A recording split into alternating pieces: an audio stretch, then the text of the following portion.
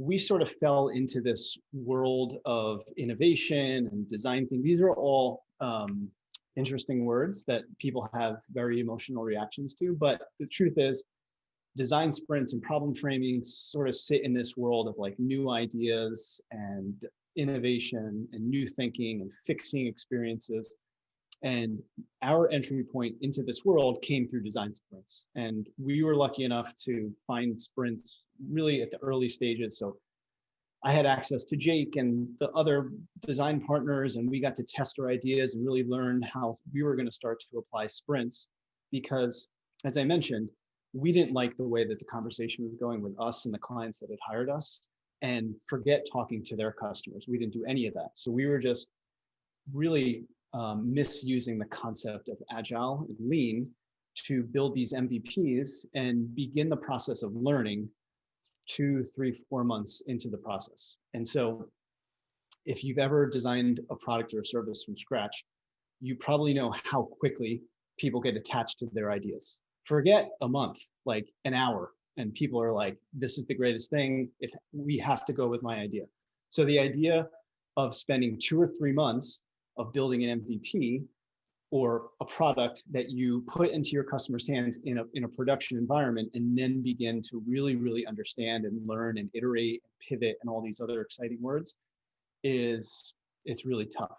And so our business as a development studio was really under fire, because if we were working for a startup and we spent 3 months chasing an idea built with this concept of burn downs and getting to an MVP in a few months, and it didn't work out. The idea of pivoting after we had already spent 75% of their funding rounds was not working so well. And if they were a big company, they looked at us like, what did we just do? We just wasted a whole bunch of time. So design sprints changed that. They changed our ability to move the whole learning process way up in the cycle. And that was really exciting for us, because now we could get our whole team, or we could get all of the different parts of a project team in the room together with our clients and have the right conversations. We could start testing ideas really rapidly.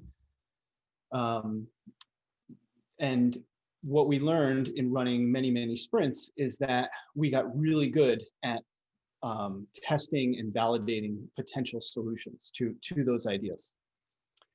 The issue for us started to pop up from time to time was that we were running sprints, and what we were learning the first day of the sprint, after the first sprint, or after a couple of weeks after the sprint, is we were learning that we had this hunch that we were working on a challenge, that there was misalignment between the team members, or maybe even the customers weren't really clear if the problem made total sense.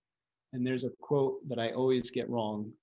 And on top of getting the quote wrong, I can't remember her name, Erica Hall. Her quote is something like, prototypes will tell you if your solution is right, but they won't tell you if you're working on an important problem. That's not the quote at all, but it's something like that. And so that started to hit for us. We realized that we were using sprints on every conversation because it was the only tool in our toolkit, but it was really fast and really powerful and highly structured. But what it wasn't telling us is if we had an important problem, if it was a problem that people were willing to entertain new solutions to. And so we wouldn't find that out until we were 1 or 2 sprints in. So as we started to zoom out on all the things that we were learning and bringing sprints into our larger product development process, what we realized is that sprints, if you're a designer and you're familiar with the double diamond process, it's all about, the first diamond is really about being clear and understanding what problem you're working on. And then the second diamond is about prototyping and testing, validating those ideas through solutions and prototypes and whatnot. And what we started to realize is we thought sprints sat here because it was just something that we were doing earlier in the process than building MVPs. And what we started to realize was that sprints were here. Sprints is sort of like your first toe in the water with testing out ideas, testing out solutions.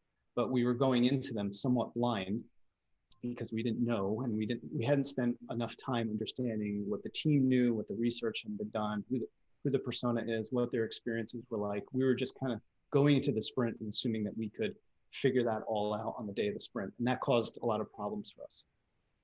So really, just to zoom out, what we were learning was that problem validation is something that can be done separately and before sprints through a process like problem framing. And then afterward, once you've found an exciting, interesting, wicked problem to work on, then you can move into this idea of prototyping and testing and validating those ideas. And then the other thing that I'll talk about with a little bit more clarity a little bit later on is how research comes into the topic and the conversation. So I just want to pause and point out that problem framing as a practice is not something that I invented or New Haircut invented. It's been around for decades. We just took the principles that we really appreciated from design thinking and facilitation, like visualizing our ideas, structuring the conversation, working through outcomes, making sure that outcomes have a point in the conversation, not just outputs. So we took all these principles that we were learning as facilitators and built on top of it and created a process that we could identify the problem. And one of the people that we were inspired by is Patrick Whitney. And there's a link to his video in there. I don't know if Aki, you can grab it and throw it in the chat, because obviously this isn't clickable. But Patrick Whitney talks about how Apple would abstract the problem to really understand, Apple, the classic case of Apple inventing the iPod and the iTunes App Store and all those things. And they talked about how if they had gone from what existed today to a new solution, they would have never discovered what they did. And that's why the existing MP3 players stagnated, and then the iPod came out and they were off to the races. It's a great video. It's 7 minutes long. People like Patrick are who we learned from, and we took our experiences from sprints, and that allowed us to create our framing process. So the most simplest version I can share with you is that now when I'm asked to lead sprints, 99.999% of the time, I'll run my problem framing process 2 to 3 weeks before a sprint. And I'll talk a little bit about what that timeline looks like. I'll unpack the timeline a little bit for you. And that has helped me feel much more confident, especially as an outside facilitator. So if any of you are going into companies and facilitating workshops and ideation sessions, for me, it allows me to prep, but it also fleshes out a lot of the problems that I faced when I was just bringing everybody into a room and starting this sort of understand phase in the sprint.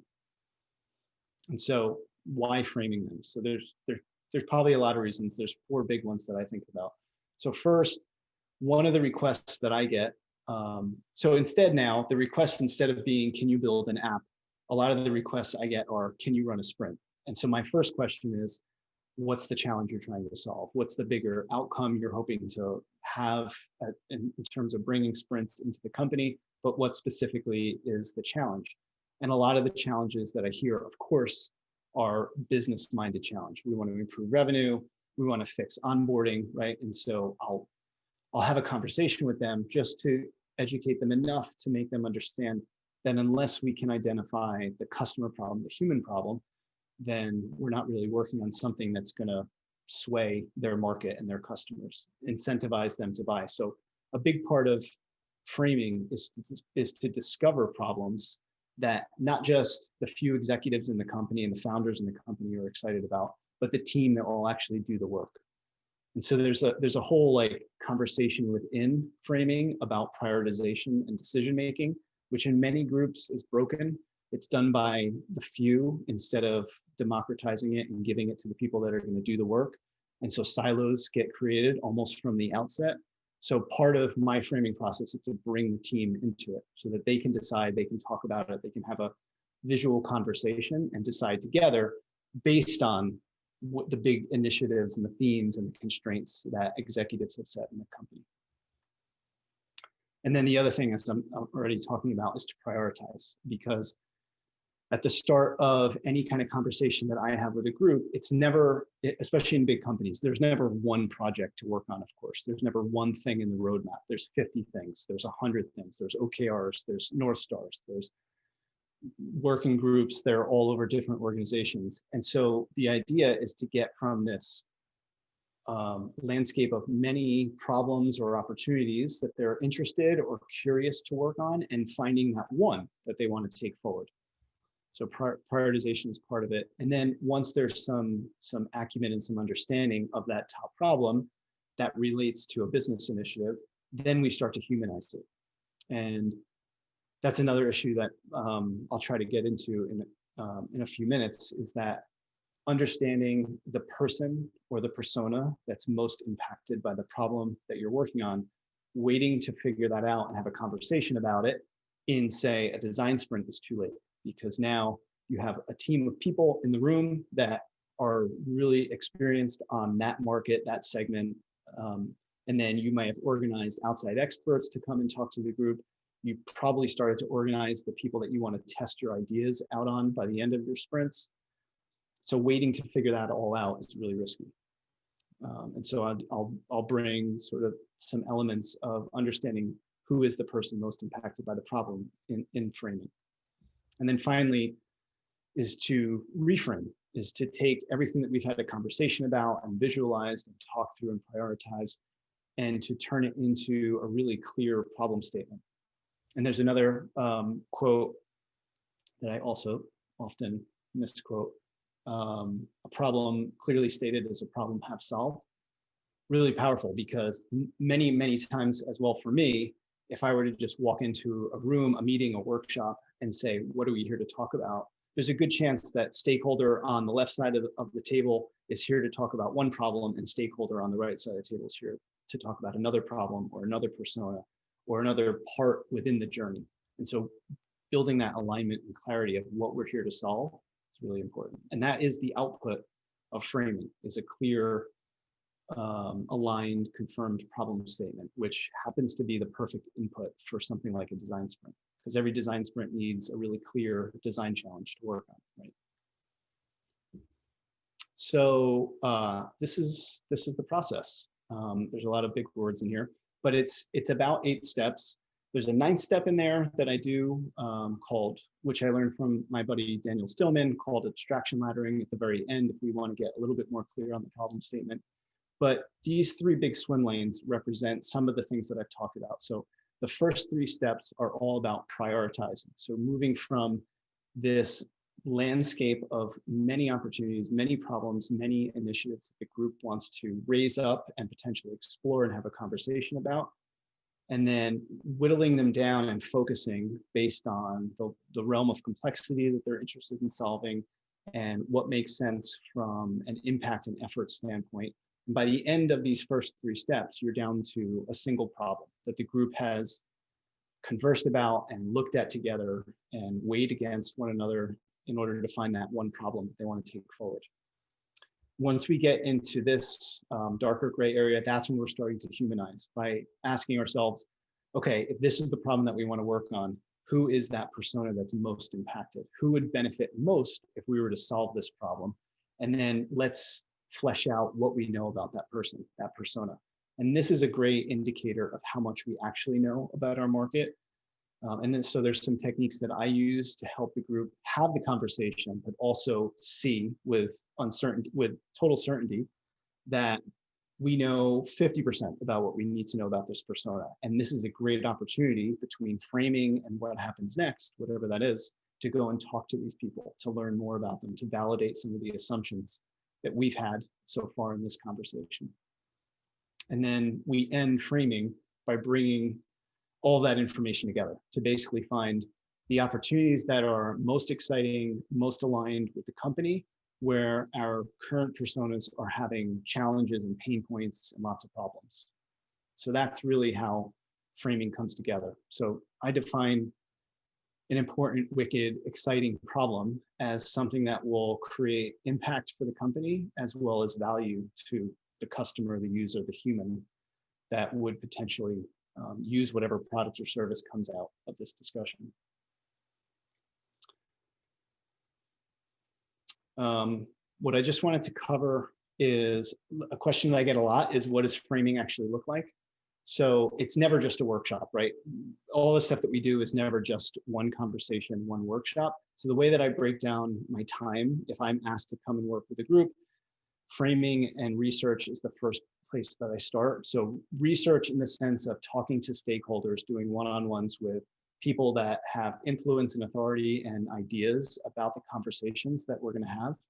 And then all of the people that will be in the room with me, just to make sure I understand who they are, why they're there, what they're excited to lend to the conversation, or otherwise why they don't want to be there, why they want to disqualify themselves. Because there's nothing worse. I'm sure you've all been in a workshop yourself or facilitated a workshop where you have that one person, those two people that don't belong in the conversation. And what do they do to the energy? They just suck it out of the room because you're wasting their time. They feel silly. They can't contribute.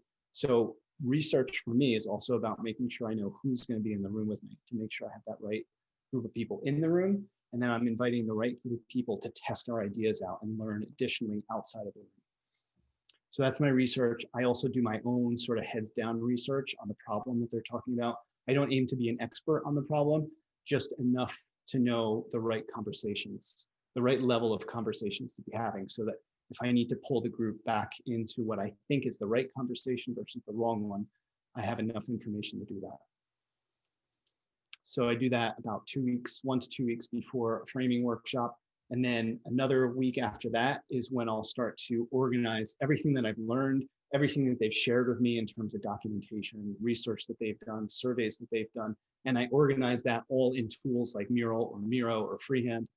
And I visualize all that information and share it with the group so that when we come into, again, to qualify that we have the right people in the room, but also just to get people to start having the conversation, spending a little bit of time in this world of remote and virtual work. It's even more important not to waste people's time. So I use pre-work heavily to seed in those conversations and get the conversation started before we're in the actual workshop. And then also pre-work, if your facilitator is doing stuff that's new and different in terms of new technology, all of my pre-work would live in a tool, like I said, like Mural or Miro. So that also works out the kinks with technology as well. And then, of course, the workshop comes. Now I have the right team. I've started the conversation. I've organized all of my artifacts and research and information so that when it comes time to run the actual workshop, everyone is kind of coming into it on even footing. And the workshop itself, so in the old days where we used to actually be in rooms together, this would take me about 6 to 8 hours. When I do these things virtually, I tend to split them up to do 2 consecutive back-to-back days of about 3 to 4 hours per day. And what happens afterward is there's more to be learned. There's more to be organized so that we can come into our sprint. There's people that we realize we have to get into our sprint. There's more people that we have to just kind of fact check the ideas that happened in the workshop. And then there's just organizing in general, getting rooms ready, getting materials organized and all that stuff. So this whole process up here, I do 2 to 3 weeks before, so that by the time I get into my workshop, I'm ready to go. And then between framing and my sprint is about 1 to 2 weeks. A lot of